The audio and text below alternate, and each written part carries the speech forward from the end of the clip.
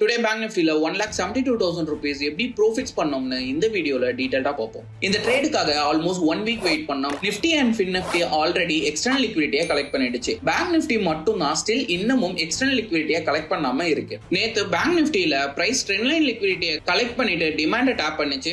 So manipulation நடந்த லெவலை break பண்ணா ட்ரேட்ஸ் எடுக்கலான்ட்டு வெயிட் பண்ணணும். நாங்க நினைச்ச மாதிரியே மார்னிங் லிக்விடிட்டி கலெக்ட் பண்ணிட்டு BOS கொடுத்துச்சு.